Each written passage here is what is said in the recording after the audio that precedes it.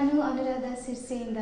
ನನ್ನ ಫ್ಯಾಮಿಲಿ ಬಗ್ಗೆ ಹೇಳ್ಬೇಕಂತಂದರೆ, ನಮ್ಮ ತಂದೆಯವರು ರಿಕ್ಷಾ ಓಡಿಸ್ತಾರೆ, ನಮ್ಮ ತಾಯಿಯವರು ಕೆಲಸ ಮಾಡಿ ನಮ್ಮನ್ನೆಲ್ಲ ಒಂದು ಸಾಧನೆಯ ಹಾದಿಯಲ್ಲಿ ನಡೆಸೋದಕ್ಕೆ ತುಂಬಾ ಹೆಲ್ಪ್ ಮಾಡ್ತಾ ಇದ್ದಾರೆ.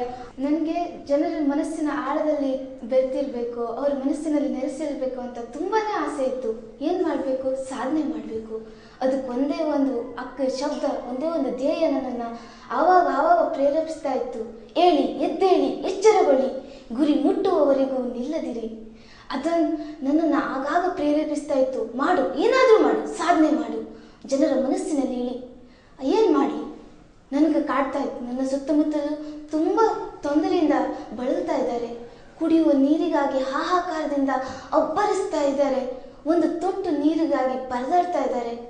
ಹೇಗಾದರೂ ಮಾಡಿ ಈ ಸಮಸ್ಯೆಯನ್ನು ನಾನು ನೀಗಿಸಲೇಬೇಕು, ಇದು ನನ್ನಿಂದಲೇ ಆಗಲೇಬೇಕು, ನಾನು ಇದನ್ನು ಸಾಧಿಸಲೇಬೇಕು ಅಂತ ಪಣ ತೊಟ್ಟೆ.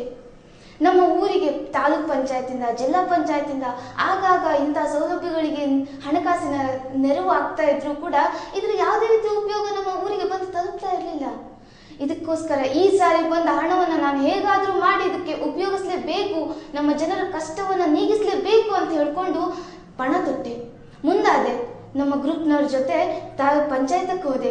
ಅಲ್ಲಿ ಪಂಚಾಯತ್ ಮೆಂಬರ್ಸ್ ಜೊತೆ, ಅಧ್ಯಕ್ಷರ ಜೊತೆ ಮಾತಾಡಿದೆ. ನಾನು ತುಂಬ ಫೋರ್ಸ್ ಮಾಡಿದ್ವಿ ಅವರಿಗೆ. ಅವ್ರು ಒಪ್ಕೊಂಡ್ರು. ಆದರೆ ನೀರಿನ ಟ್ಯಾಂಕ್ ಮಾಡೋ ಖುಷಿಯಲ್ಲಿ ಕೂಡ ನಾನು ತುಂಬ ಸಂತೋಷದಿಂದ ನನ್ನ ಕೆಲಸಗಳನ್ನು ಸಾಗಿಸಿದೆ. ಆದ್ರೇನು ಜಗತ್ ಪ್ರಶ್ನೆ, ಎಲ್ಲಿದೆ ಜಾಗ? ಕಟ್ಟಬೇಕು, ಅವಕಾಶ ಇಲ್ಲ, ಎಲ್ಲಿ ಹುಡುಕಾಡಿದೆ. ನಮ್ಮ ಗ್ರೂಪ್ನವ್ರ ಜೊತೆ ನಾನು ತುಂಬ ಡಿಸ್ಕಸ್ ಮಾಡಿದೆ. ಏನು ಮಾಡೋದು? ಈ ಪ್ರಾಬ್ಲಮನ್ನು ಹೇಗೆ ಸಾಲ್ವ್ ಮಾಡೋದು? ಆಗ ನಮ್ಮ ಜನರು ಎದ್ದು ನನ್ನ ಸಹಾಯಕ್ಕೆ ಮುಂದೋಡಿ ಬಂದರು.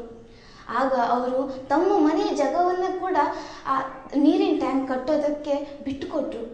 ಅದೇ ರೀತಿ ಸ್ಟ್ರೀಟ್ ಲೈಟ್ ಮಾಡೋದಕ್ಕೂ ಕೂಡ ಅವ್ರು ಕೊಟ್ಟ ಜಾಗದಲ್ಲಿ ನಾನು 3 ನೀರಿನ ಟ್ಯಾಂಕ್ಗಳನ್ನು ಈಗ ಕಟ್ಟಿಸಿದ್ದೇನೆ. ಇವಾಗ ನಂಗೆ ತುಂಬ ಹೆಮ್ಮೆ ಅನ್ನಿಸ್ತದೆ. ಒಂದು ತೊಟ್ಟು ನೀರಿಗೋಸ್ಕರ ಎಷ್ಟು ಪರದಾಡ್ತಾ ಇದ್ದು ನಮ್ಮ ಜನ ಇವತ್ತು ಒಂದೊಂದು ಹನಿ ನೀರನ್ನು ಕೂಡ ಬೇರೆಯವರಿಗೆ ನಾವು ಕೊಡ್ತೇವೆ ಬನ್ನಿ ಅನ್ನೋ ಒಂದು ಸಂತೋಷದಿಂದ ನಮ್ಮನ್ನು ಕರೀತಾರೆ. ಜನರನ್ನು ಕರೆದು ನೀರು ಬೇಕಾ ಅನ್ನೋ ಕೇಳೋ ಪರಿಸ್ಥಿತಿಯಲ್ಲಿ ನಮ್ಮ ಜನ ಇದ್ದಾರೆ. ಈಗ ಅಷ್ಟು ಸಂತೋಷ ನನಗಾಗಿದೆ. ಇವತ್ತು ನಾನು ಒಂದು ಲೀಡರ್ ಆಗಿದ್ದೇನೆ, ಜನರ ಹೃದಯಕ್ಕೆ ಮುಟ್ಟಿದ್ದೇನೆ ಅಂತ ಹೇಳ್ಕೊಳ್ಳೋದಕ್ಕೆ ಎಷ್ಟು ಖುಷಿ ಆಗ್ತಾ ಇದೆ ಅಂತಂದರೆ